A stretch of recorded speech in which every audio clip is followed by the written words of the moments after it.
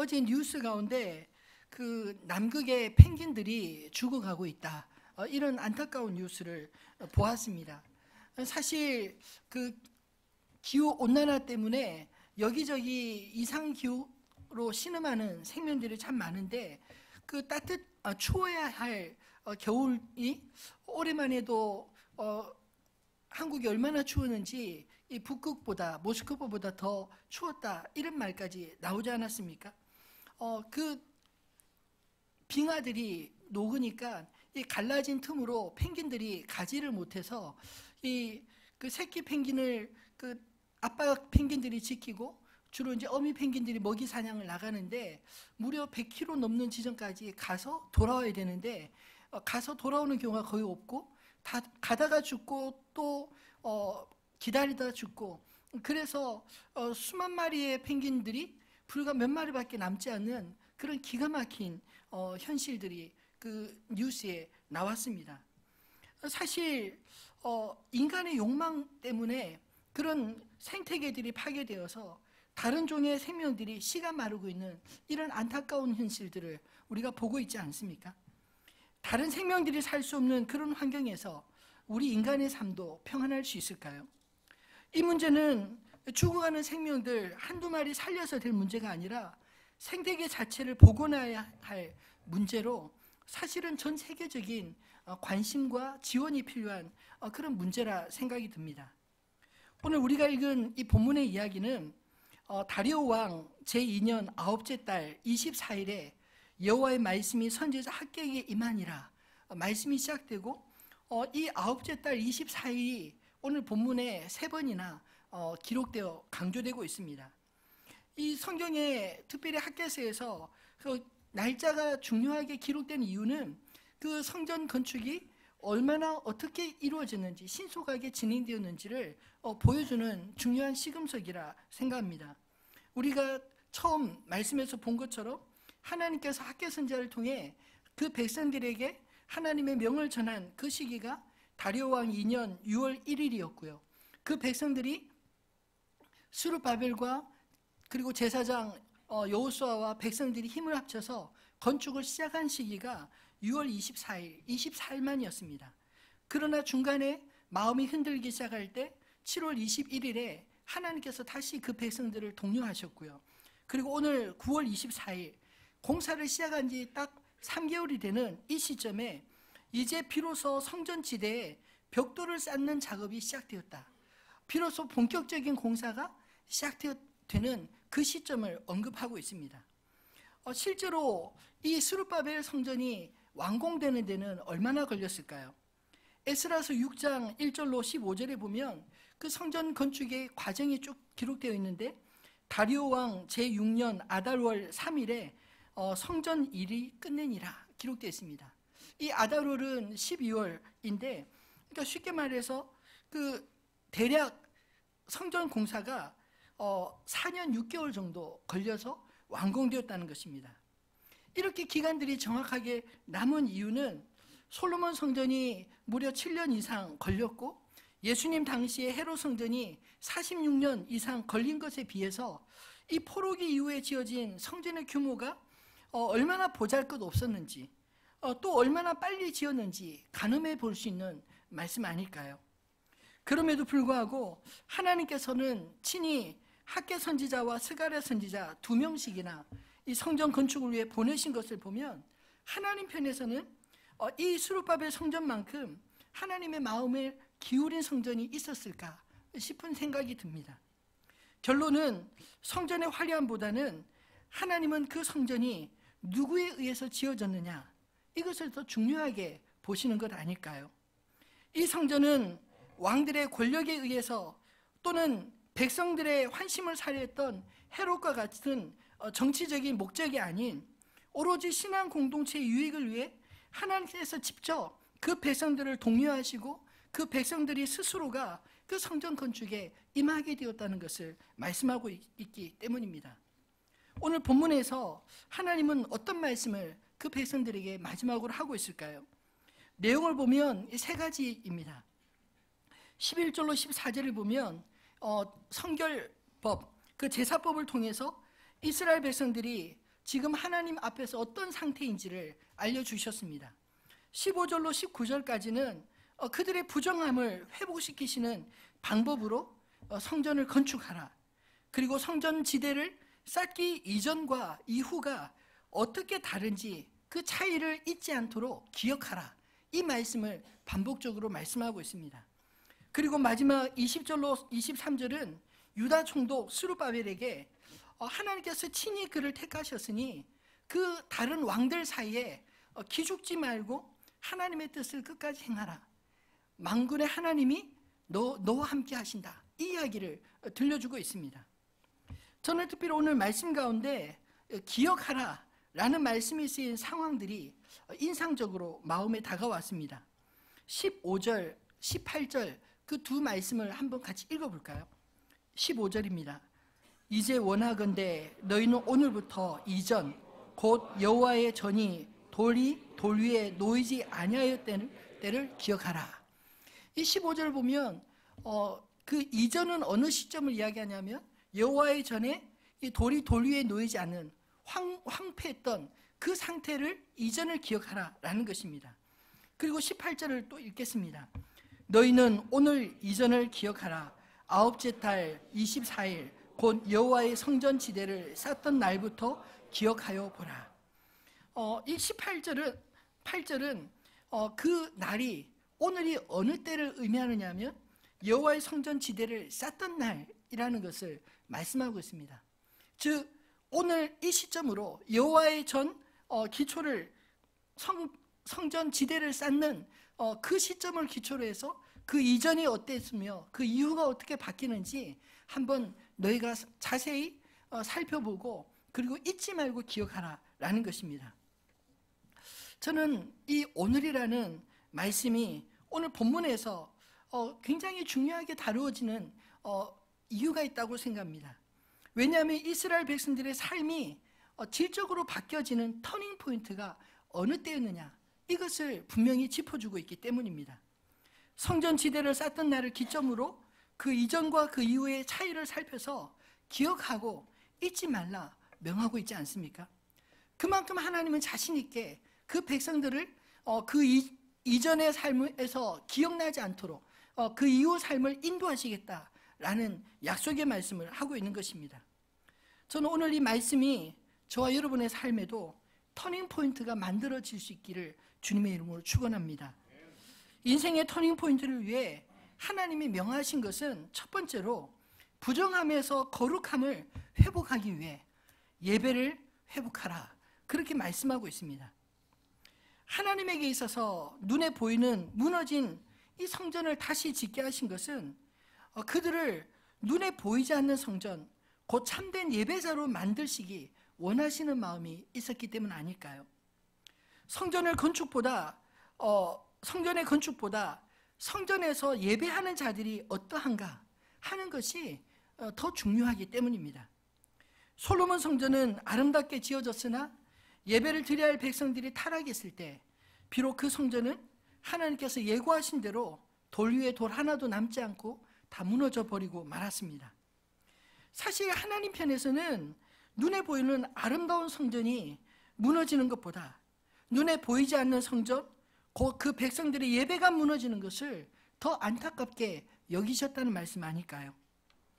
그래서 이제 새롭게 지어지는 성전도 솔로몬 성전과 같은 똑같은 전체를 밟지 않도록 하기 위해 성전 기초를 놓는 이 시점에 주님은 그 백성들에게 이전의 과거를 기억하고 다시는 잊지 말고 다시는 이 성전의 예배를 버리지 말라, 이렇게 촉구하고 있는 것입니다. 11절로 13절은 하나님 앞에 드려진 제물에 대한 비유적 표현으로 그들이 잘못 드려진 예배를 책망하고 있습니다. 사실 주님이 이들에 대해 지적하시는 문제는 예배를 안 드리는 문제가 아니라 예배를 잘못 드리고 있는 그 문제를 지적하고 있는 것입니다. 어떻게 드렸기에 그들이 책망을 받았을까요? 거룩한 제물을 드리면서 동시에 그들의 삶은 마치 시체를 만지며 살듯 부정하게 살아왔다, 이렇게 말씀하고 있습니다. 다른 말로 표현한다면 겉으로 보기에 신앙은 거룩해 보이는데 실제의 삶의 모습을 속으로 들어가 보면 온갖 부정과 악함이 가득했다, 이런 이야기 아니겠습니까? 신앙과 삶이 격리될 때 하나님은 그 예배를 역겨워하신다고 미가 선지자를 통해 말씀하고 있습니다. 미가서 6장 6절로 8절 말씀을 한번 같이 읽어볼까요? 내가 무엇을 가지고 여호와 앞에 나아가며 높으신 하나님께 경배할까? 내가 번제물로 1년 된 송아지를 가지고 그 앞에 나아갈까?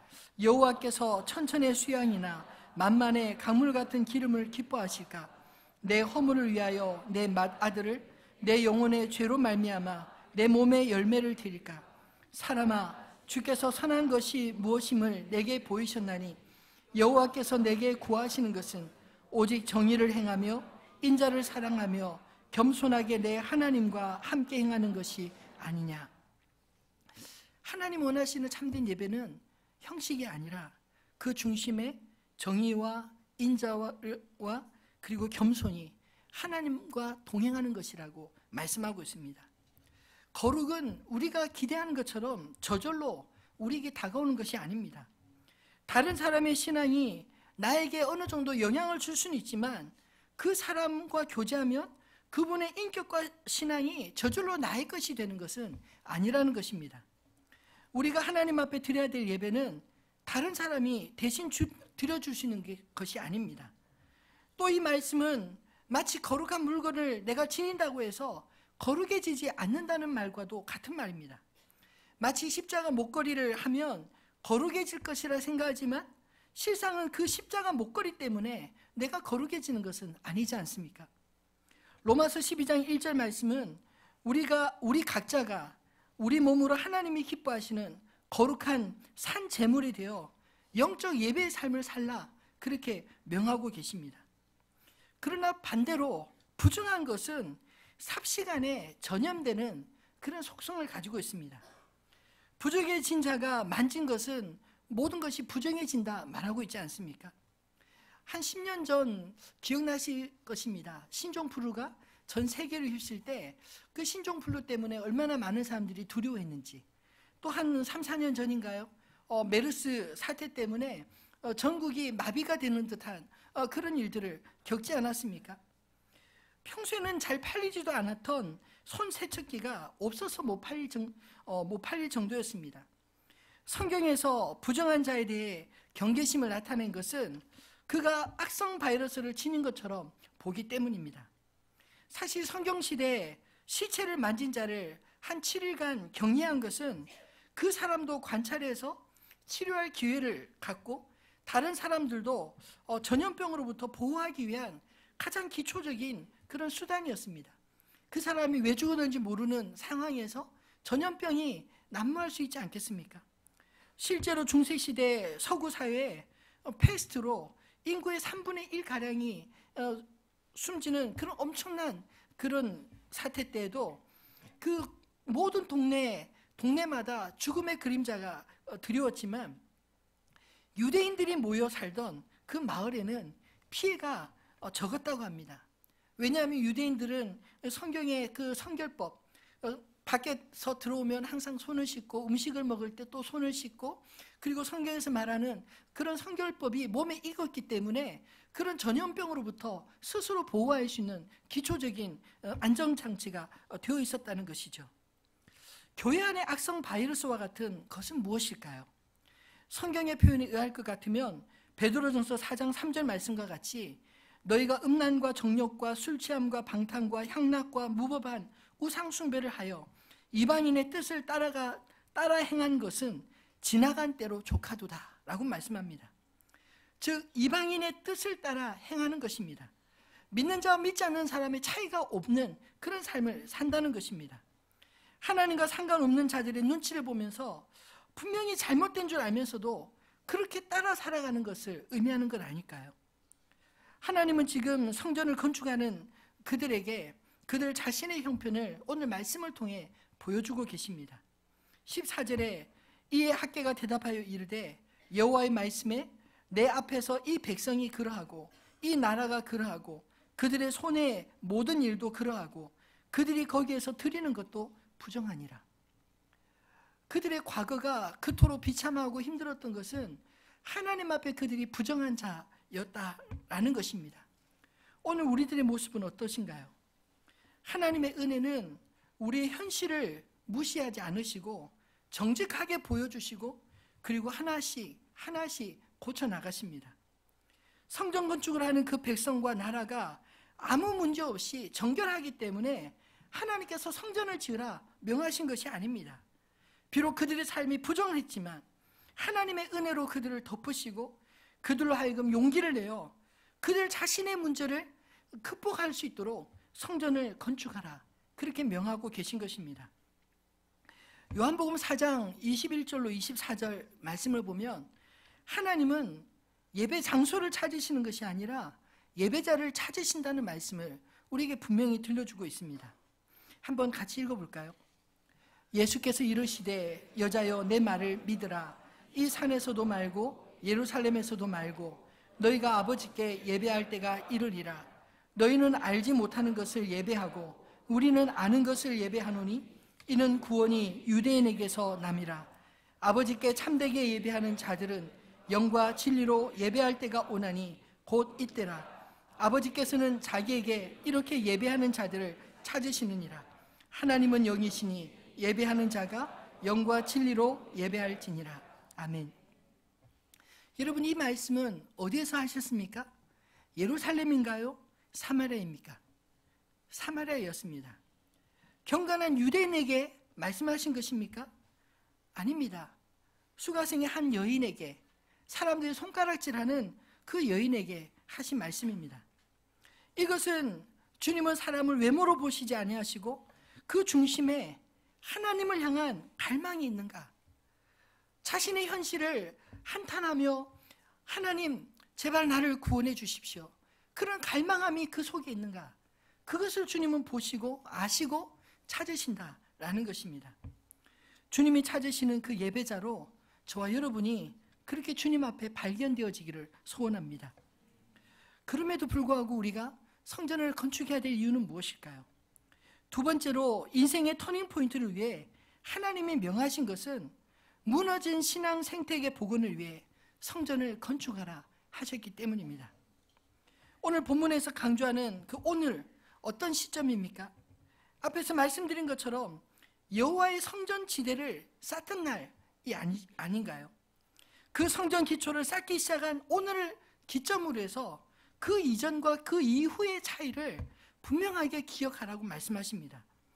기억하라는 말씀은 그냥 피상적으로 지나가든 한번 생각해 봐 이게 아니라 세심하게 잘 살펴보아서 무엇이 잘못되었는지 잘 생각해 보고 그리고 앞으로 달라진 삶에 대해서 그 차이가 어디로부터 오는지를 잊지 말라 하신 것입니다. 왜 그래야 하나요? 과거로부터 배워서 성장하라고 기억하라 하신 것입니다. 성전이 황폐했던 과거에 그들의 삶은 어땠나요? 농작물의 수확이 기대 이하의 흉작과 농작물이 임한 재앙으로 삶이 피폐해지지 않았습니까? 본문을 보면 정확히 반토막 인생인 것 같습니다. 열심히 수고했는데 그 정당한 대가를 받기보다 열심히 수고한 것에 절반밖에 얻지 못하는 그런 반토막 인생을 산 것입니다. 근데 성경은 그것이 우연이 아니라 하나님의 징계였고 하나님께서 그 백성들에게 돌아오라 보내주신 사인이었다고 말씀합니다. 17절 마지막 절을 보면 너희가 내게로 돌이키지 아니하였느니라. 이런저런 사인을 끊임없이 주었는데 너희가 내게로 돌아오지 않았다라고 말씀하고 있습니다. 성전이 방치된 기간 동안 그 땅도 함께 황폐했던 것입니다. 여러분, 성전이 왜 중요한가요? 성전의 제사는 부정한 자가 자신을 정결하기 위하여 제사를 드리는 곳 아닌가요? 근데 성전이 황폐한 동안은 그들 역시 자신들의 부정함을 벗지 못해서 하나님과 분리된 삶, 즉 복되신 하나님의 은혜가 꽉 막힌 그런 삶을 살 수밖에 없었다라는 것입니다. 이 모든 것이 하나님께서 돌아오는라는 사인, 곧 징계였습니다. 여러분, 징계도 축복이라는 사실을 아시나요? 잠언 3장 12절에 보면 대저 여호와께서 그 사랑하시는 자를 징계하시기를 마치 아비가 그 기뻐하는 아들을 징계함 같이 하시느니라 했습니다. 내 자식 아니면 남의 자식 징계하기가 어렵습니다. 사랑하기 때문에 잘되라고 책망하듯이 하나님께서 우리를 사랑하시기에 우리가 잘못된 하나님과 분리된 삶을 살아갈 때 때로 징계하신다는 것입니다. 히브리서 12장 11절에도 보면 무릇 징계가 당시에는 즐거워 보이지 않고 슬퍼 보이나 후에 그로 말미암아 연단 받은 자들은 의와 평강의 열매를 맺느니라. 그 징계를 통해서 바른 길을 선택하는 모습을 배우고 그리고 바른 길로 가게 될 때 삶의 열매들을 의와 평강의 열매들을 맺히게 될 것이라 말씀하지 않습니까? 여러분, 만약 여러분의 인생 가운데 하나님께서 왜 나를 징계하시지? 이런 생각이 든다면 이렇게 생각을 바꾸시면 좋겠습니다. 아, 하나님이 아직 나를 포기하지 않고 사랑하시는구나. 나를 당신의 아들, 딸로 인정하시는구나. 더 나아가 내 삶에 하나님이 원하시는 하나님의 뜻, 기대가 있으시구나. 그것 때문에 하나님 나를 자꾸만 바꾸시려고 하는구나. 이렇게 인정하시면 좋겠습니다. 자신의 과오와 시련을 통해 배울 수 없는 사람은 결코 더 나은 삶으로 성장할 수가 없습니다. 늘 제자리 걸음하거나 오히려 후퇴하는 인생이 되지 않겠습니까? 그래서 주님은 우리가 좀 괴로울지 모르지만 우리의 지나온 과거의 아픔들을 다시 돌아보게 하시고 기억하게 하신 것입니다. 또한 기억하라고 하신 것은 하나님이 개입하시는 삶과 그렇지 않은 삶의 차이를 알게 하려고 기억하라 말씀하고 있는 것입니다. 오늘 이 말씀 마치 방점 찍는 듯한 그런 투로 말씀하고 있지 않나요? 주님을 잊고 지내던 때와 주님의 내 인생의 주인으로 모신 이후에 그 삶을 구별하여 마치 내 인생의 BC와 AD로 나누어진 분명한 기점을 알려주시기 위해 오늘 이 말씀을 하고 있는 게 아닐까요? 하나님의 말씀이 임할 때 형편은 사실 본문을 살펴보면 본문대로라면 참담했을 것입니다. 성전을 건축하라 명하신 것은 그들이 넉넉하고 여유 있을 때가 아니라 오히려 그들의 삶이 참담할 때, 오히려 그들의 삶에 열매가 없어 힘들 때, 그런 상황 가운데서도 학계 선지자를 통하여 그들에게 말씀을 선포하고 하시고 그들이 그 어려운 중에 용기를 내어 공사를 시작하게 하신 것입니다.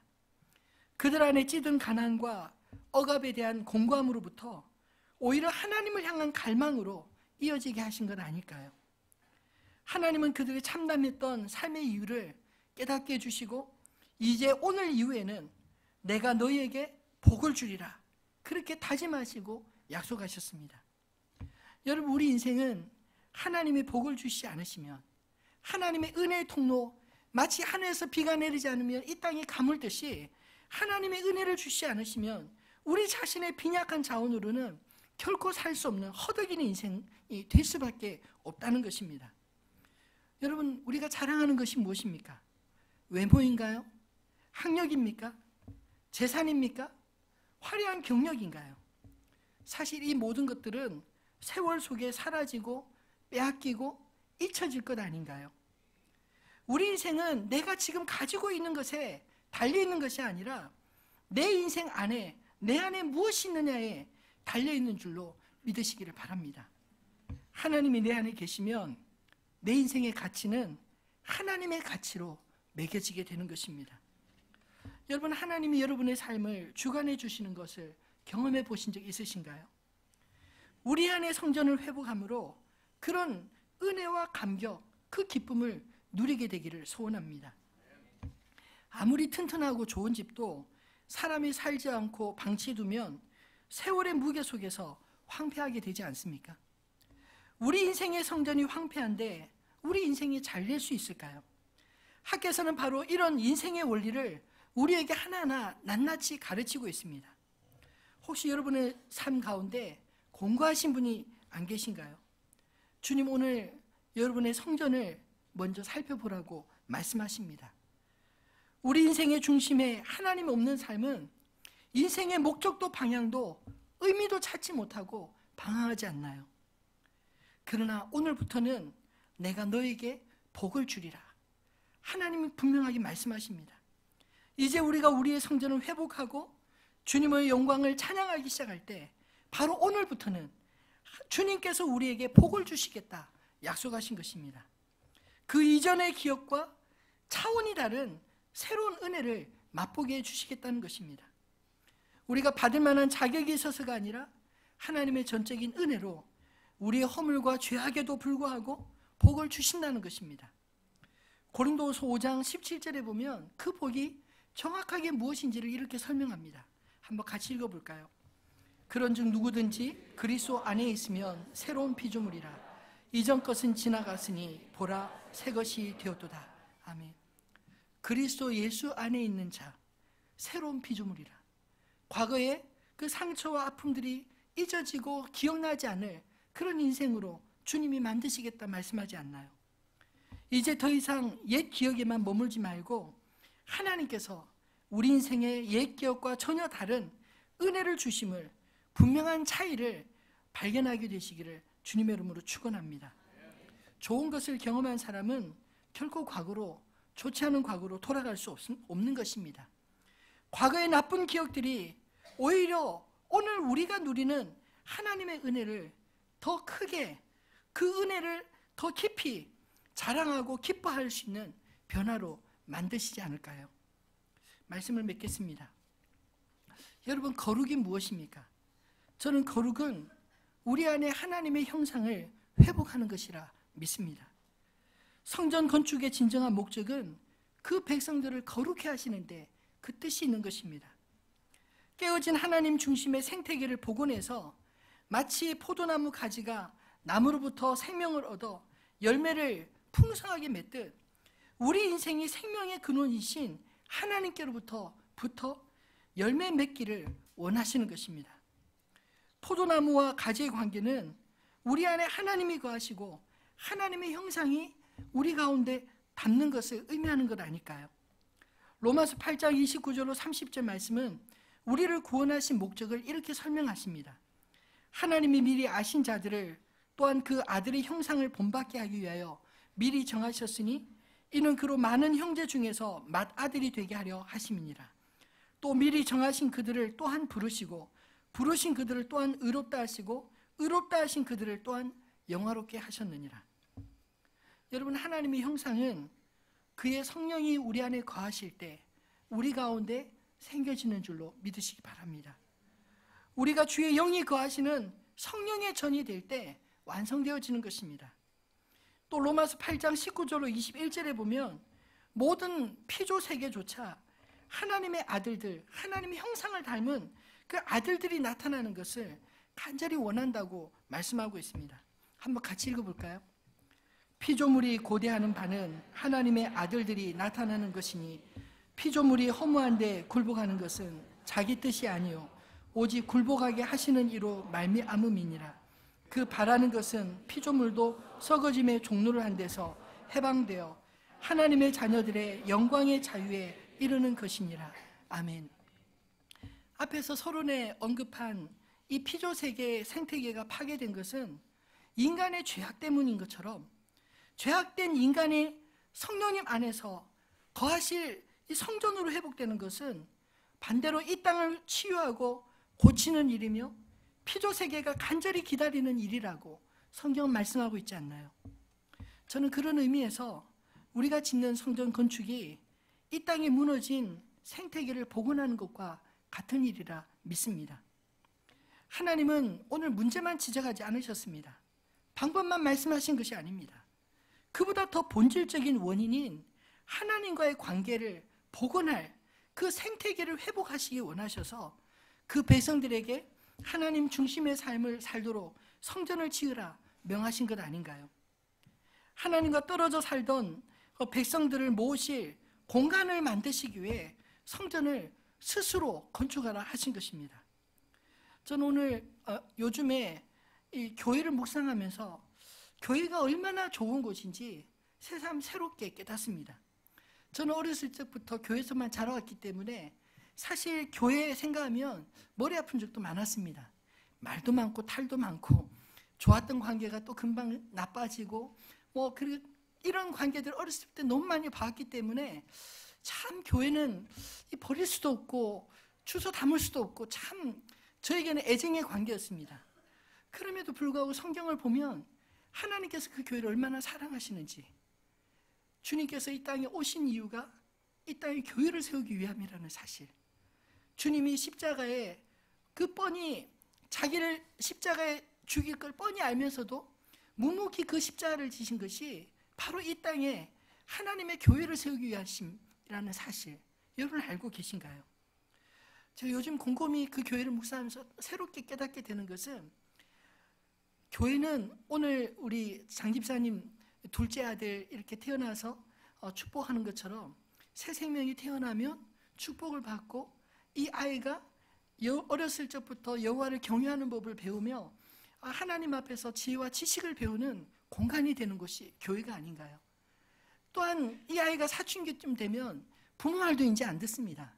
근데 교회에 좋은 선배들, 또 교회에 좋은 선생님들, 목사님들 통해서 이 아이들이 하나님 말씀을 배우고 그 안에서 자기 인생을 고민하며 성장하지 않나요? 청년의 때 순간순간의 판단이 중요한 시점에 좋은 선배와 친구들, 그리고 성도들, 좋은 멘토들을 통해서 올바른 선택을 할 수 있도록 돕는 곳, 교회만큼 안전한 곳이 있나요? 여러분, 우리가 장년이 되어서 이제 가정을 이루고 살다 보니 생각지 못한 어려움들이 참 많이 있지 않습니까? 우리가 생각하는 것처럼 희망들이 늘 이루어지는 것이 아니라 때로는 절망할 때도 참 많습니다. 근데 교회는 내가 절망하고 힘들 때 내 옆에서 나를 지켜주고 함께 기도해주고, 그리고 함께 그 자리에 늘 있어서 나의 영적인 안식처가 된다는 것, 하나님 앞에 나와서 울부짖으며 기도할 때 하나님의 응답을 경험할 수 있는 통로가 된다는 것, 여러분 이것이 얼마나 소중하고 아름다운 것인가요?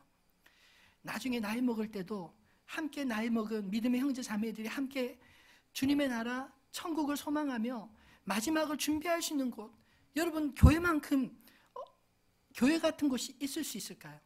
세상의 어떤 곳에도 우리의 일생을 함께 할 수 있는 곳이 없지만 저는 교회는 바로 그런 곳이라고 믿습니다.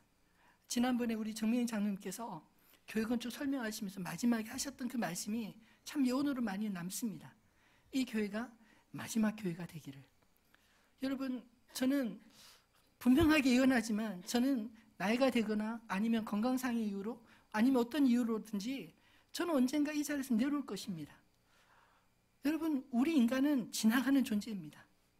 그런데 영원하신 하나님을 위해서, 영원한 하나님의 나라를 위해서 우리가 하나님의 나라를 세우는 이 거룩한 생태계를 만드는 것, 이것만큼 소중하고 아름다운 일이 있을까요?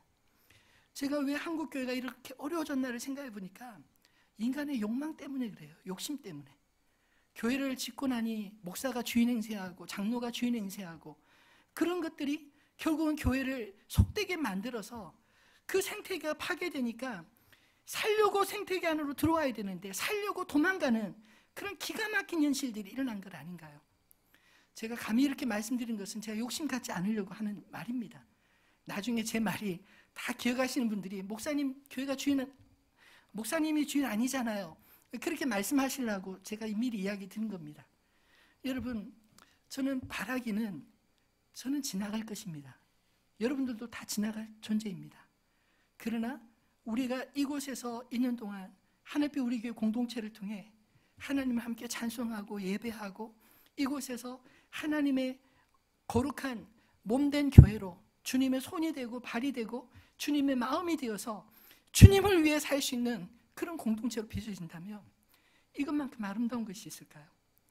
제가 참으로 소원하는 것은 이 땅에 무너진 신앙의 공동체, 무너진 황폐해진 생태계가 다시 복원되는 것입니다. 살만한 공간이 되도록 만드는 것, 살려고 들어오는 공간이 되도록 만드는 곳이 되기를 소원합니다. 우리가 지어지는 공간이 바로 그런 공간이 되어서 우리 아이들이 그곳에서 학교에서 배우고 또 주중에도 와서 오면은 머물고 싶은 공간, 그리고 우리가 시간과 공간을 함께 공유한다는 것은 마음을 함께 한다는 것을 의미하는 것 아닌가요? 하나님의 전이 우리 인생의 중심이 된다면 우리가 어떤 어려움과 공고한 일을 만날 때도 넉넉히 하나님의 은혜로 풀어갈 수 있는 능력을 경험하게 되실 줄로 믿습니다. 저는 하늘빛 우리 교회가 진심으로 하나님의 주인 되시고 그의 백성들이 주의 성전에서 자신의 내면의 성전으로 세워가는 그런 멋진 생태계가 되기를 주님의 이름으로 축원합니다.